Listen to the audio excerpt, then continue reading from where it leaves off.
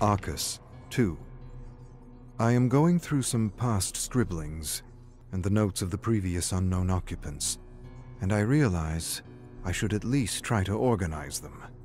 Reading these notes, I decipher several voices who I am aptly calling the unknown few, who like myself had a fixation with the entity, and who like myself had an ability to experience the memories encoded in the fog.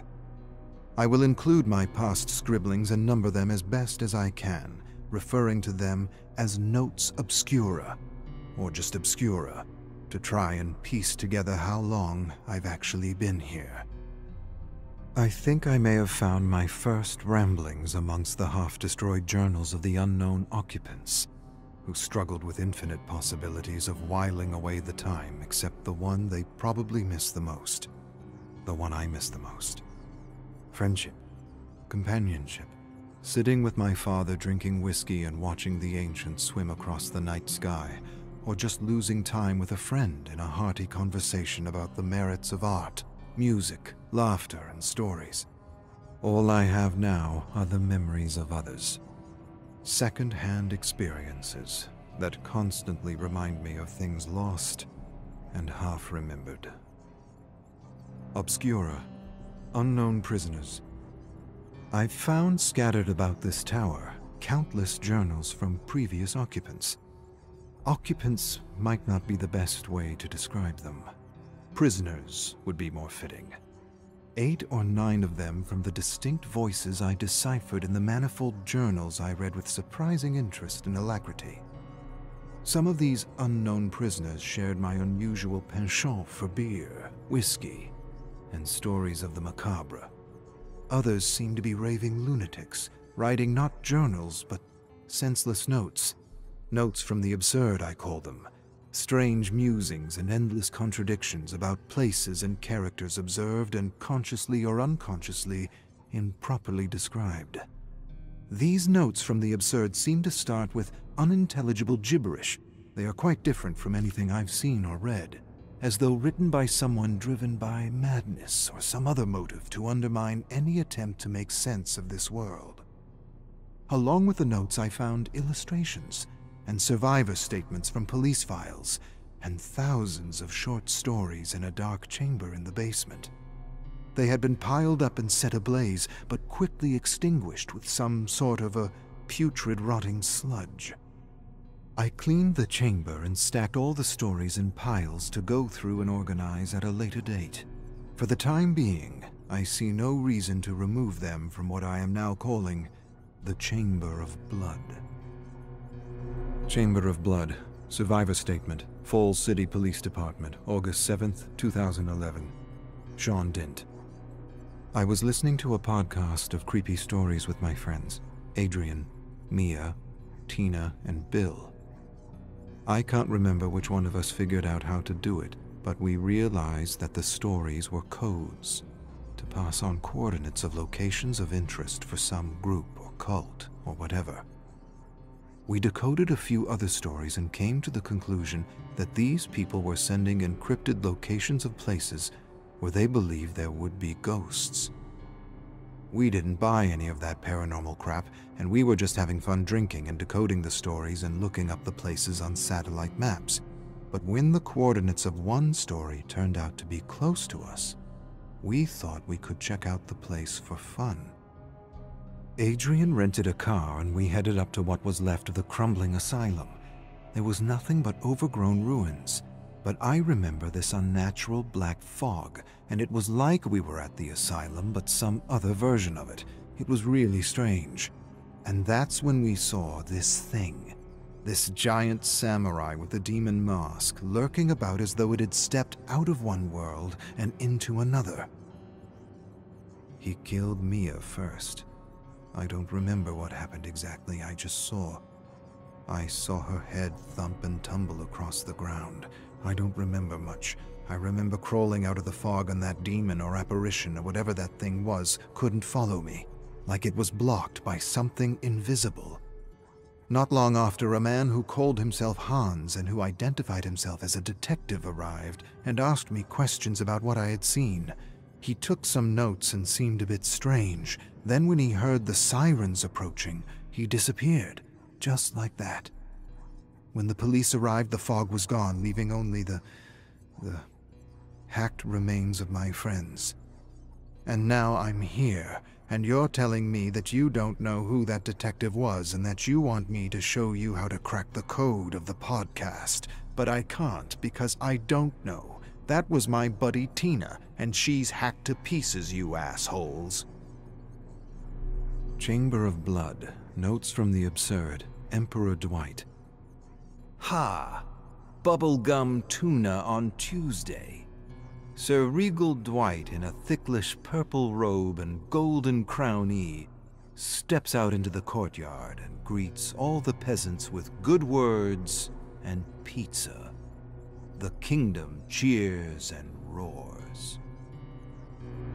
Chamber of Blood. Harbinger of Hell. Evil Eyes. 1. Hattie Kaur lifted her chai tea, let the steaming spicy cardamom and cinnamon elixir soothe down her throat, and set down her stainless steel cup in the small tubba near her ancestral village of Mohi.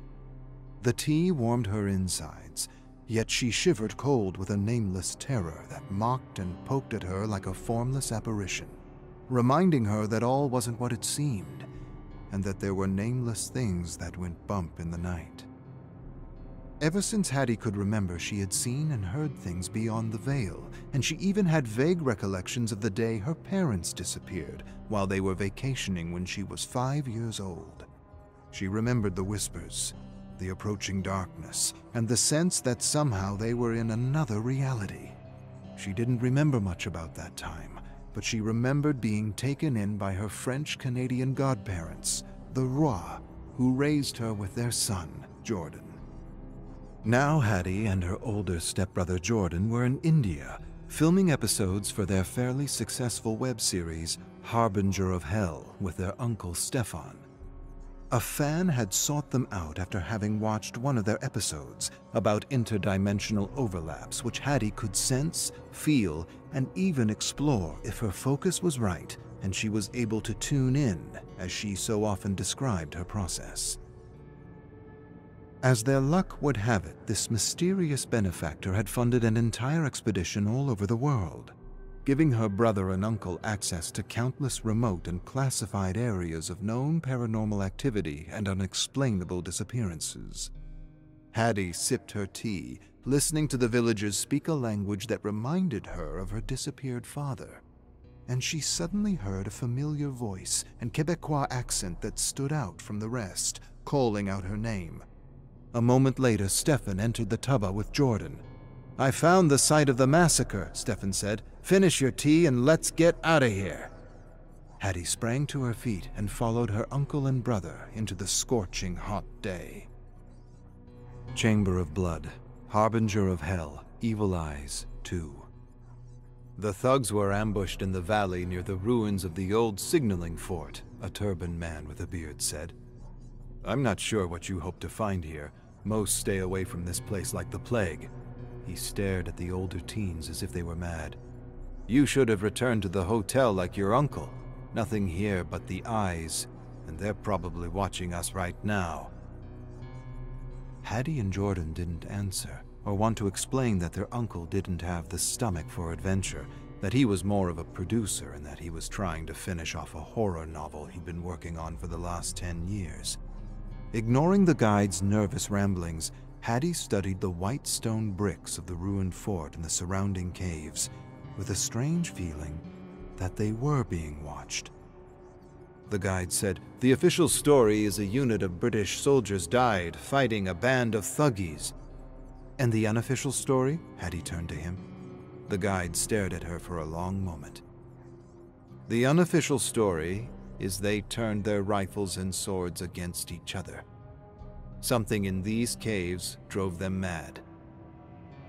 Hattie absorbed this and closed her eyes, while Jordan filmed the ruins and the caves, calming her heart and silencing her mind.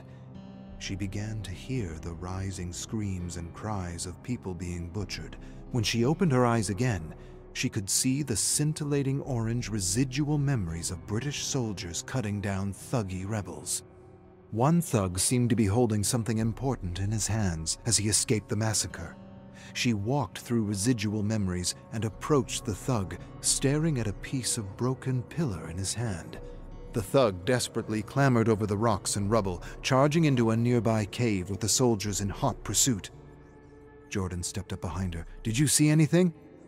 Hattie nodded and pointed at the cave the thug had run into. The guide raised his eyebrows. "And that's my cue to go," he said, turning his back on the siblings. "Not that I think you're both crazy, which I do, but I need to get home before my wife realizes I'm gone. It's my day to make rotis and pick up the kids from school." Hattie and Jordan watched the guide disappear down the rocky, sun-baked valley. Then they turned and approached the gaping mouth of the cave. For a long moment they stared into the darkness without saying a word. Jordan turned on the flashlight of his cell phone, and just as they prepared to enter, they heard the crunch of stone behind them. Brother and sister turned slowly to face the barrel of a rifle. Chamber of Blood, Harbinger of Hell, Evil Eyes, 3. Three men speaking an ancient unknown language forced Hattie and Jordan through the dark and seemingly endless cave with flickering flashlights to illuminate the way. Somehow these captors knew Hattie had a gift and were barking orders for her in broken English to lead them to the place where the thuggy rebel had hidden the relic. She didn't recognize her captors, but it wasn't the first time someone had forced her to find something with her special abilities. Hattie followed a trail of residual memories, memories and whispers only she could see and hear. She could sense they were walking through an overlap of realities which heightened and reinforced her abilities in an inexplicable way. She followed the scintillating orange trail and froze when the residual soldiers suddenly disappeared. Then she started when the soldiers blinked back into existence, and she heard desperate screams as something she couldn't make out attacked them. "What is it?" one of her captors asked. "She's seeing something," Jordan said. "Let her do her thing." "This had better not be a trick." Hattie watched the indiscernible creature rip the soldiers into an unrecognizable mess of flesh and gore. The creature then snatched the thug and dragged him screaming through a series of interconnecting tunnels. She chased after the fading memory, entering a small cavern as she watched the thug release the relic as the creature dragged him into a smaller tunnel that she imagined led to a feeding den. Memories burned out like dying embers to reveal a cavern of human bones piled over thick, rotting sludge. She winced at the stench of fermented organs and fluids and waved a cloud of flies away from her face. Near one pile of bones was a corpse, still warm, flayed from head to toe, eyes missing, mouth transfixed in an agonizing scream. The captors stared at the corpse for a long moment before one prodded Hattie with the barrel of his rifle. "What the hell did this?" one of their captors murmured in disbelief. "There must be a bend in reality here," another captor offered as an explanation. Hattie noted that what she called an overlap, these men called a bend. It was clear that they had an understanding of other dimensions and that somehow this piece of column was more than just a relic. "Where is it?" the leader prodded Hattie. "Where's the relic?" Hattie took a moment, then pointed at a pile of bones. "But it could also be in there." She motioned toward the tunnel that led to the feeding den. "Check the bones," one captor ordered the siblings. Jordan and Hattie kneeled in the sticky sludge and rummaged through the bones as the leader turned toward the shadowy tunnel. He inched close to the opening and flashed a blade of light inside. While the other two captors were dealing with flies and covering their noses, Hattie found the jagged piece of column and stealthily slid it over to Jordan. A sudden chatter of teeth and hissing made them all turn to the leader. He searched the darkness with a beam of light that suddenly, momentarily revealed a grotesque creature with a face covered by dozens, if not hundreds, of glowing red eyes. The leader brought the beam back to his face as the creature hissed and revealed a mouth filled with needle-like teeth, An instant later, the creature grabbed the flashlight and pulled the leader inside the den. The other captors stumbled, dropped things, and fired stupidly into the darkness. Hattie instantly grabbed a fallen flashlight, looked at her brother with wide, desperate eyes, and yelled for him to run! Chamber of Blood, Harbinger of Hell, Evil Eyes, 4. Jordan and Hattie rushed through the cave with the screams and cries of dying brutes echoing through the bowels of the mountain. What was that thing? I didn't get a good look, and I don't really want to, Hattie yelled, and she could see the sunlight ahead, but sensed they wouldn't make it. Keep going, she yelled, and turned to face the darkness with only a flashlight. The hissing and crumbling faded to silence. She had no idea what she was going to do next. She narrowed her gaze, waiting. Teeth suddenly chattered, and 100 red eyes bore down on her. Hattie inched back and fell to the ground beside a skeleton holding a kukri in one hand and a revolver in the other. She instantly wrenched the weapons out of its bony hands and clambered to trembling feet. The creature approached, slowly, hissing and chattering, its terrible eyes fixated on her. She stared at long arms and fingers with claws like knives. She lifted her arm and aimed the revolver at its head. Then she pulled the trigger and nothing happened. 100 eyes stared down at the revolver, then back at her. Shit. The creature hissed, then attacked with a roar. Hattie evaded. Terrible claws swished overhead and hit the wall. Bits of rock and stone rained over her. Covered in debris, she sprang up and ran, with the creature in pursuit. She turned in the gathering dust and instinctively felt the attack before it came, as she often did. With one quick thrust of her arm, the blade of the kukri severed the hand. The creature shrieked something terrible. Hattie seized the opportunity to sever the head, but the creature lunged away and the blade hit the stone wall. The kukri vibrated out of her hand, and she dove to the ground as the creature charged her. Tumbling away, Hattie instinctively grabbed a slab of stone. The creature attacked and missed, hitting the wall. Without hesitation, Hattie smashed the slab over its bewildered head with a terrible crunching sound she wouldn't soon forget. The creature collapsed, and Hattie, adrenaline rushing, bludgeoned the head and eyes. When there was nothing left but a sticky, warm pulp, she released the gore-covered stone and fell back on her haunches to gather herself. But no sooner did she relax than she heard the rising crescendo of chattering teeth echoing through the darkness. With an almost defeated sigh, Hattie staggered to her feet. White fear flashed through her mind as the chattering and hissing grew louder and louder. Teeth clenched as thousands of red eyes flared up in the inky blackness of the cave. She backed away slowly, then spun on her heels and ran. Chamber of Blood, Harbinger of Hell, Evil Eyes, 5. Hattie charged toward the mouth of the cave with millions of eyes and chattering teeth on her heels. She felt the swipes at her back, but never wavered. She vaulted wildly out of the mouth just as one creature lunged at her. Hattie tumbled out of the cave as the creature hit an invisible barrier where the overlap of dimensions ended.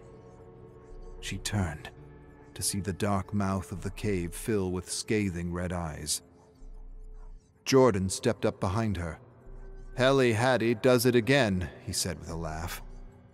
Hattie gave her brother a dirty look. "Don't call me that," she said curtly.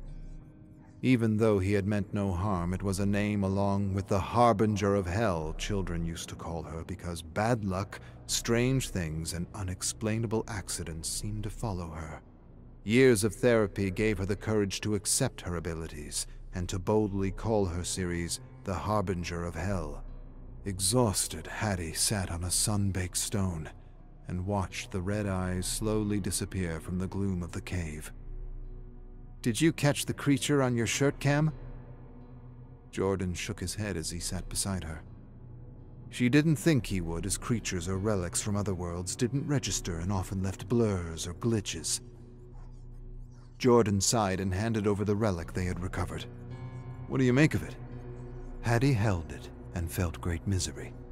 In her mind's eye, she saw cloaked figures hiding pieces of the same pillar in another world. She shrugged and kept what she had seen to herself. Then she pulled out her cell phone and handed it to Jordan. He centered her in the frame and indicated he was filming. Hattie cleared her throat, mopped her forehead of sweat and soot, looked into the lens, and proceeded to address her online followers. My name is Hattie, and I was born with a wonderful curse. All my life I've attracted strange and unusual things, and when I was 12, I realized I was able to acquire insight to unexplainable events and otherworldly places. She took a moment to calm her racing heart. She swallowed her fear, remembered she had a series to sell, and forced energy and pep into her voice. What do you need to know about India? It's where my father grew up, and it's where I am today to explore the urban legends of this amazing country. Hattie took a moment to find her words. Our adventure begins in northern India, at a strange place locals call the Eyes, or the Valley of Evil Eyes, where hundreds have disappeared or died, including a unit of British soldiers in the 1800s. What happened to these soldiers? Where did they disappear to? And is there any merit to the accounts of a cave-dwelling demon with eyes around its head that burn right through the soul? Hattie stared meditatively into the camera and wanted to say yes to every one of her questions, but decided it was better to leave them up to interpretation. After a dramatic pause, she finished. Take a look at what we discovered. Judge the evidence for yourself, and see if there is any truth to the evil eyes of the Himalayas.